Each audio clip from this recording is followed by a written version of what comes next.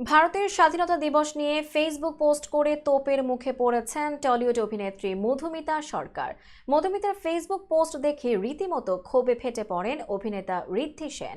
বৃহস্পতিবার ভারতের স্বাধীনতা দিবস প্রসঙ্গে একটি ফেসবুক পোস্ট করেন মধুমিতা। সাদা কামিজ আর ওড়নায় ভারতের পতাকা চিহ্ন দেয়া পোশাকে কয়েকটি ছবিও পোস্ট করেন মধুমিতা। এ পর্যন্ত ঠিকই ছিল, কিন্তু বিপত্তি দেখা দেয় এসব ছবির ক্যাপশনে।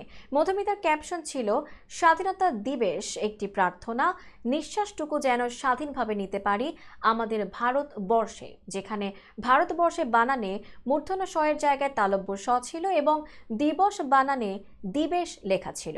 মধুমিতার এমন ক্যাপশন দেখে তাই স্ক্রিনশট নেন ঋদ্ধি, তারপর পোস্ট করেন নিজের ফেসবুক স্ট্যাটাসে। ক্ষোভ প্রকাশ করে লেখেন, স্বাধীনতা দিবস ভারতবর্ষ বানান লিখতে জানে?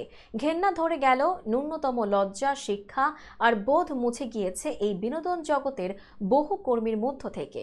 এরপরই সরকারি হাসপাতালে চিকিৎসক ধর্ষণ ও খুনের প্রসঙ্গ টেনে ঋদ্ধি লেখেন, রক্তে মাখা স্বাধীনতা সংগ্রামের ইতিহাস পেরিয়ে আজ ৭৮তম বছরে পৌঁছেও রক্তের দাগ মুছে ফেলা যাচ্ছে না। যে রাজ্যে এক চিকিৎসকের সাদা পোশাক ভেসে গেল রক্তে, সেই রাজ্যে এদের মতো অশিক্ষিত ব্যক্তি সাদা পোশাক পরে ওড়না উড়িয়ে দন্ত বিকশিত করে ভুল বানানে স্বাধীনতা দিবস পালন করার অভিনয় করছে। সবার শেষে ঋদ্ধি লেখেন, এরা আমাদের পেশায় কলঙ্ক। স্বাধীনতা দিবস নিয়ে বলার আগে নিজের ভণ্ডামি আর অশিক্ষা থেকে স্বাধীন হন।